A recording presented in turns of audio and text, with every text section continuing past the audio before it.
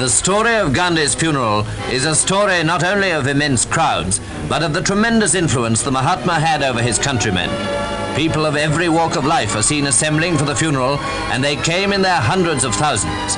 At Birla House, where Gandhi's body had been lying since the assassination, the people came to pay tribute and to see for themselves that the incredible was really true. Gandhi had been murdered.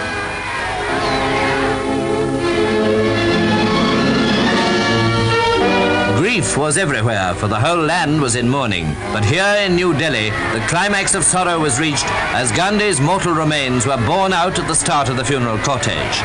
Lancers were among the 4,000 troops taking part as escorts, and to keep clear the 5.5-mile route to the Raj Ghat on the bank of the Jamna River. Following the bier and flanking the route were something over 1 million people, certainly an enormous crowd, yet it was only a fraction of the many millions who followed him in his lifetime. On the bier were Pandit Nehru, Sardar Patel, Sardar Baldev Singh and Acharya Kripalani. Lord and Lady Mountbatten with their daughters came on foot with sorrowing Indian friends to add their tributes.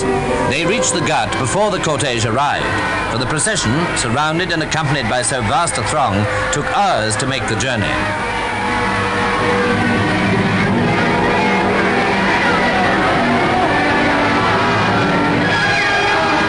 At the Ghat, where the cremation took place, emotions were so strong and the numbers so great that police and troops had the utmost difficulty in keeping any sort of order.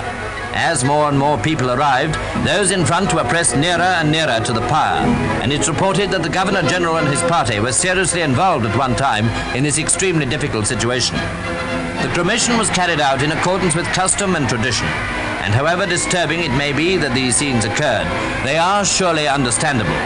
Gandhi was revered as a saint and as a liberator, and before all else, emotion held sway.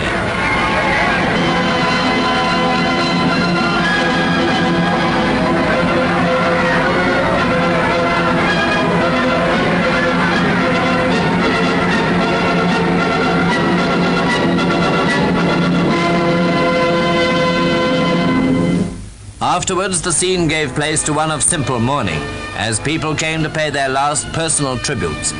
It was a scene of great pathos, and it portrays, better than words could do, the place Gandhi held in the hearts of Indians.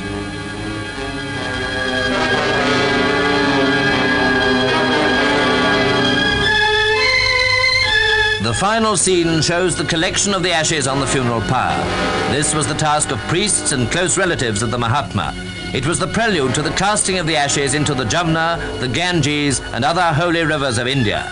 Gandhi had made his last journey, but for his countless followers, Gandhi was immortal.